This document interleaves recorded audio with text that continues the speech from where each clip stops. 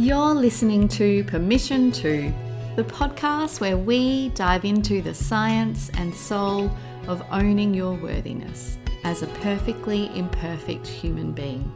I'm your host, Sam Dew, psychotherapist, positive psychology coach, mama to a beautiful 5-year-old Amelie, and passionate advocate for living an inspired life. My aim is to show you that you have full permission to own your worthiness so that you can embrace your true nature and begin walking boldly toward your dreams. Let's dive in. Hey everyone, welcome back to another episode of Permission II. I can't believe this, but it's the first week of February. My big girl just turned 8 and school's back, and it just feels like it's all happening. 2024 has got this beautiful expansive energy for me so far, but also from talking to lots of my community. Yeah, I've heard that a lot of people are feeling really positive and really optimistic about 2024, which leads so well into today's episode, which is me first. My top 3 priorities to prioritize me in 2024. So this episode is all about how I'm going to be prioritizing myself, and I hope that amongst it all you can find some ways that you can prioritize you. But before we dive in, I wanted to ask you a question. When I say me first, what comes up for you? Do you have thoughts about the meaning that you are selfish? Or perhaps you might think, oh, Sam prioritizes herself. She must be selfish, or she mustn't be kind or caring. Just take a moment to pay attention to the thoughts and the meaning that you make around a woman, a mother, a business owner who prioritizes herself or tries to prioritize herself. Doesn't always happen. It's very much imperfect prioritization, but something I am consistently coming back to is, how can I prioritize me more? So yeah, and if you feel up to being a bit vulnerable, I would love it if you could share what does come up for you when you think about prioritizing yourself. Before I tell you the ways that I'm going to prioritize me, I also wanted to talk a little bit about the conditioning and the wider context of why women have trouble prioritizing themselves, because anyone who listens to me regularly will know I'm not about shaming women. I always believe in my heart that we are always doing the best that we can with the resources we have at the time. And so if you're listening to this and your capacity is really stretched, maybe your financial capacity is stretched, you're having a lot of trouble prioritizing you, please know that I see you, I get it, I've been there. Only a couple of months ago, I felt like I had stopped prioritizing myself. And so there is no shame in having trouble prioritizing you. This isn't an episode that is designed to make you feel like, oh, I'm not doing a good enough job at prioritizing myself. I should be getting my nails done more, or I should be doing this more. It's not that kind of episode, because the reality is when we have trouble prioritizing ourselves, there's a number of things going on. One, a lot of it is actually our conditioning and the wider context of the world we live in. For many of us as young girls, our early experiences were of witnessing our mothers always put themselves first. Often the workload, the unpaid kind of caring role of motherhood wasn't shared.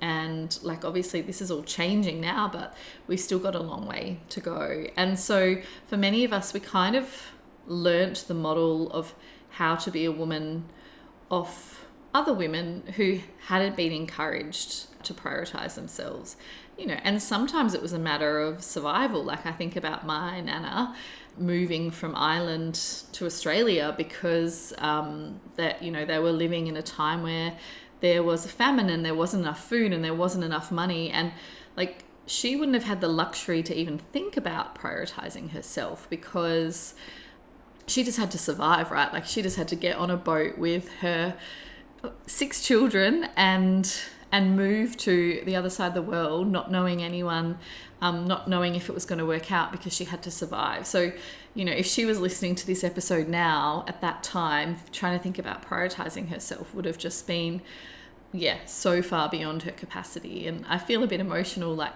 even speaking about my Nana. I didn't plan to even bring her up for this episode, but I think it's such a powerful example of how, like, I feel like in my heart, my Nana would be really glad that I have the opportunity to prioritize myself.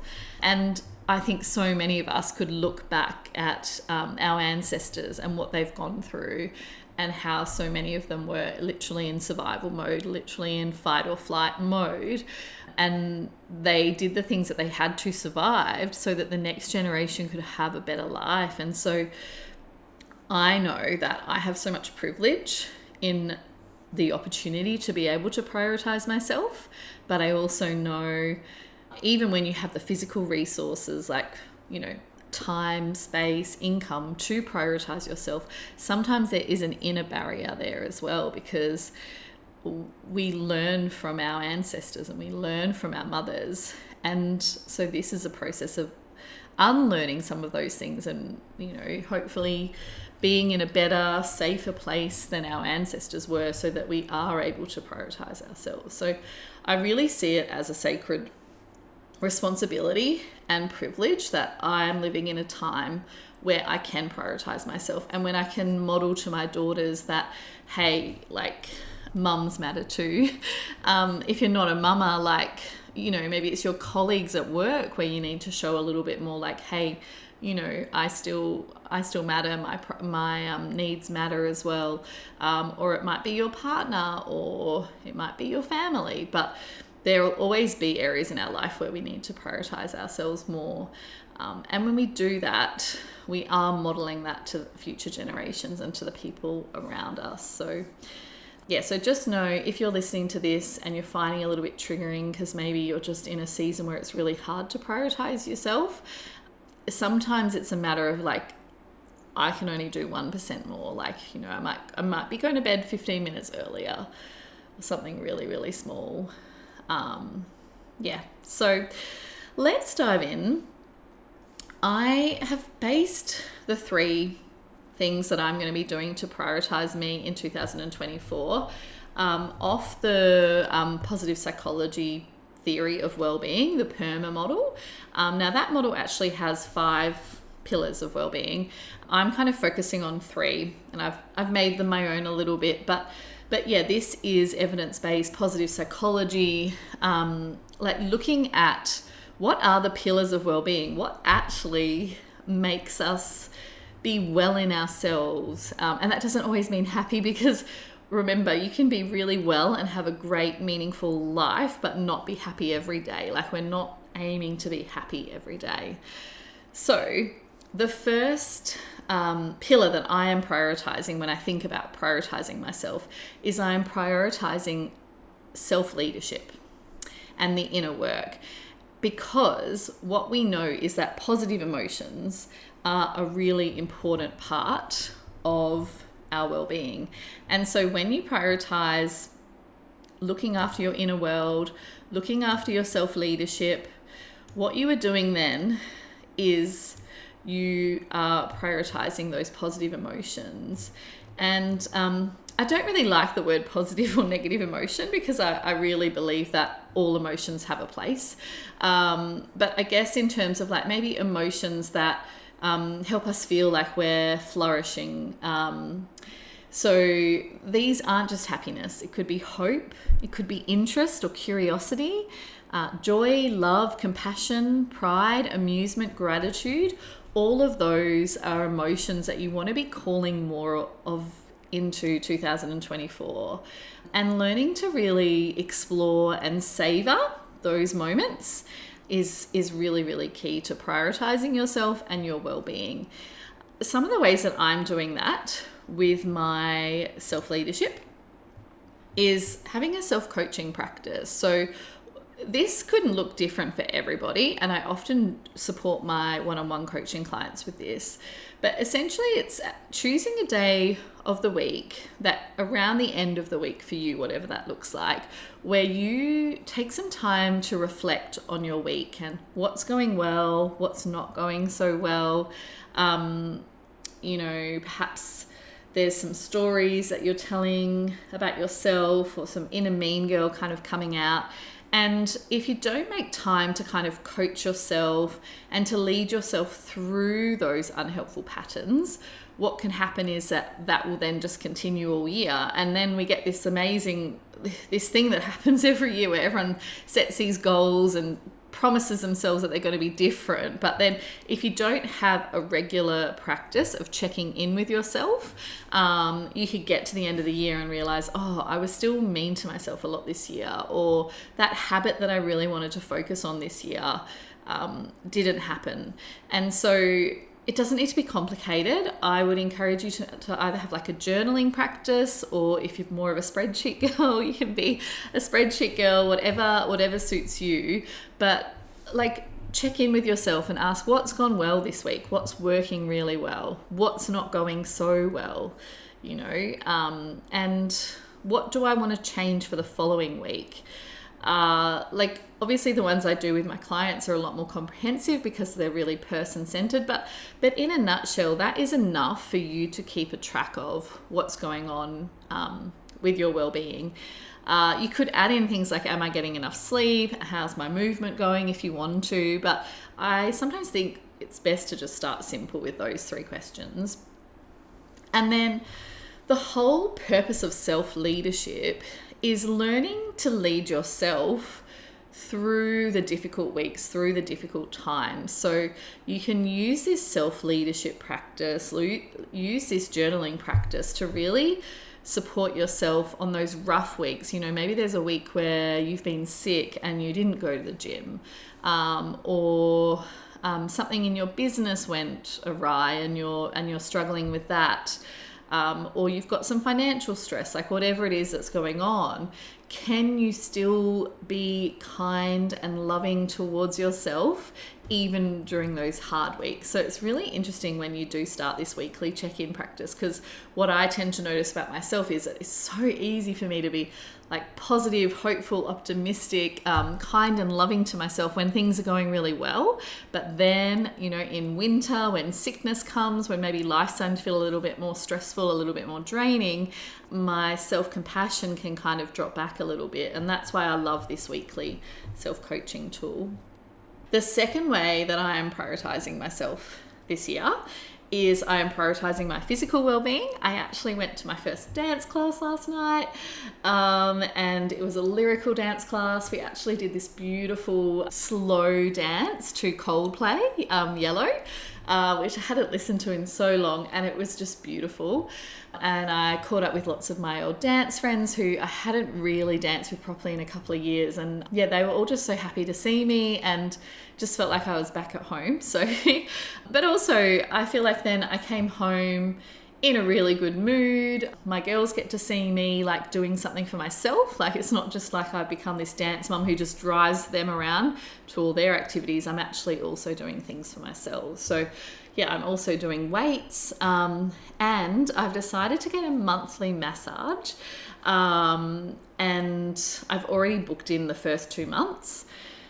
And I'm actually planning that around my cycle, for the time in my cycle when I get more tension, and just seeing if that's going to help with some anxiety and a bit of a release, and hopefully so that I'm not so tired when I do actually get my period.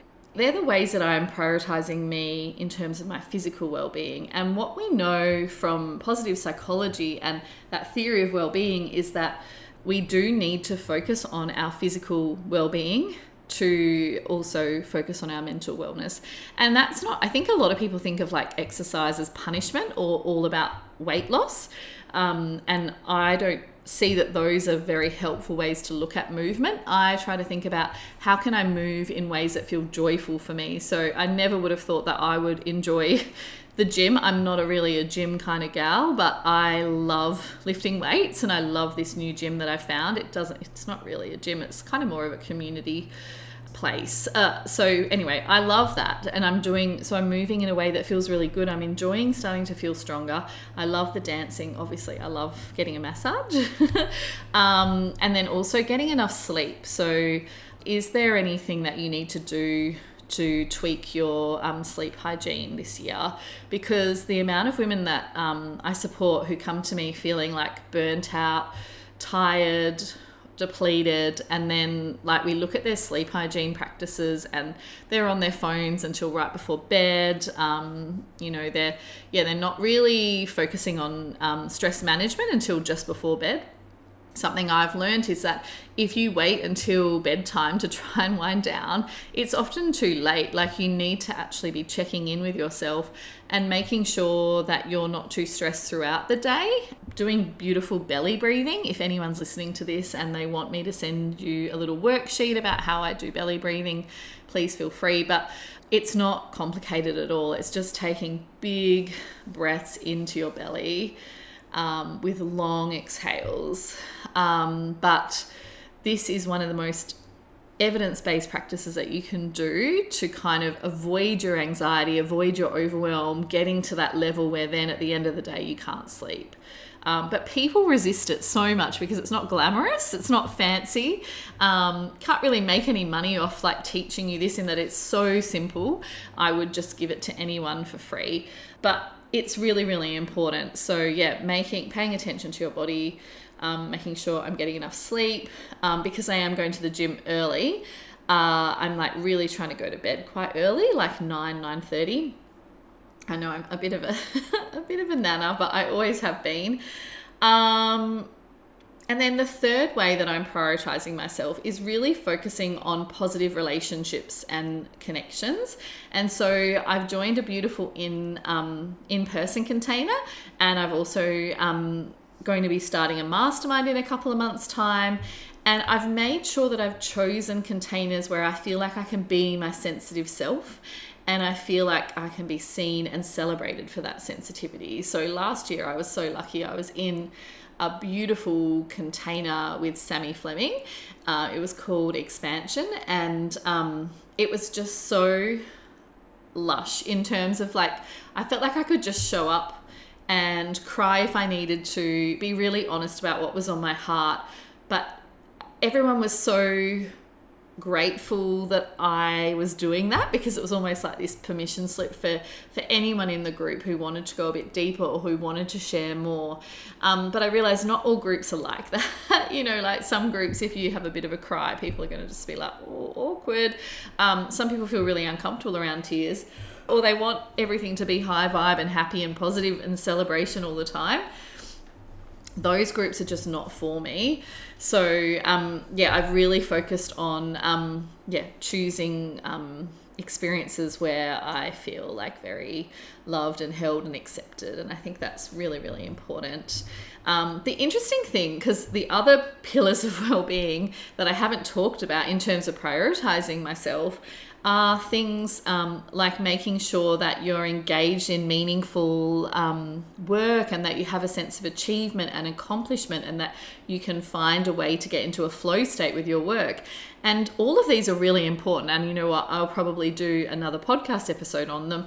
But I don't believe that I can really do any of those things unless I'm focusing on these three that I've already told you about. Because for me, I'm very lucky. I found my social work career like when I was 21. I've had meaningful work and purposeful work for my whole adult life, and know that not everyone is as lucky as me in that way. But the reality is, for me, I can't sustain that unless I'm prioritizing myself. I can't get into a flow state if I haven't actually done anything to look after myself that day.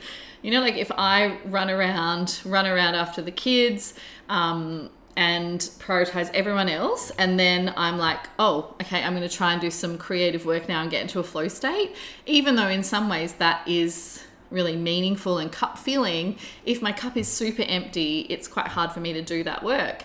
And even though like supporting my coaching clients, supporting my the mastermind Slow that I'm in with Jess, all of those things come really naturally to me, but I still need to do them from that space of having a full cup. So I believe that all these pillars are really intertwined, and instead of like choosing to work on all 5 or 6 of them, starting with 3 for me was the best way for me to prioritize myself for this year.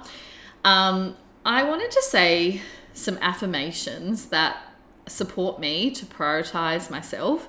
Perhaps one of them will land with you, or you might want to write your own down, and that could be part of your weekly self-leadership coaching practice, that you might like just ask yourself, how much have I prioritized myself this week? Is there anything I can do to prioritize myself more next week? That's such a simple but powerful question. So the affirmations that I have written down are: my capacity expands when my needs are met. When I prioritize myself, I also prioritize my capacity. The more I prioritize me, the more I'm able to contribute to society in a meaningful way. Now, I don't really believe that we should have to make a connection between prioritizing ourselves and being able to serve others, or our capacity. You know, when I look at self-worth and the fact that we are all innately born enough, born worthy, born important, we don't really need a reason to prioritize ourselves. Like, you know, the whole you have to fill your cup so that you can, serve others. It is true and it is important, but I also just think we need to fill our cups because we are humans and we matter. So just remember, you matter, your needs are important, and you don't even need a reason to prioritize yourself. But sometimes these affirmations do help a little bit with that permission piece. And just remember, as always, you have the permission within you. You don't need it from me. You don't need it from anyone else. But sometimes, because of our early conditioning, because of perhaps what you've witnessed from other women around you, you might feel some resistance. You might feel some discomfort around prioritizing you. And, you know, writing that out, journaling it out, challenging it a little bit, and then taking action anyway is going to support you the most with that. So my invitation at the end of this podcast for you is to write down 3 ways that you are going to prioritize yourself in 2024. And I would love to hear from you. Send me a DM and let me know what they are. And let's support each other and keep each other accountable, because, like, let's keep it real. There are some things about what I'm doing right now that in June or July might not be happening, because, you know, that's life. But for me, if I keep coming back to how can I lead myself through this, how can I be compassionate with myself, how can I prioritize myself, then even if I have those rocky days, weeks, months, I can keep coming back to even like 1% shifts in how I can prioritize myself. So that is it for today. If you are listening and you're in Perth, I just wanted to remind you that Soft and Successful is starting next week. And this is my in-person offering for women in business who want to gather once a month to essentially prioritize yourself, but be amongst other women in business who are deeply ambitious, but also more sensitive or more introverted. You don't have to be sensitive or an introvert. I also have some very extroverted people in my community, but who just really vibe with the whole compassionate, inclusive vibe of Soft and Successful. So if you have any interest, send me a DM and we can chat, and we can go through a bit of an application process. And I've also got some one-on-one coaching spots available at the moment. So if you would like some support to really prioritize you and your well-being this year, again, send me an email or a DM, and I look forward to chatting with you again next week.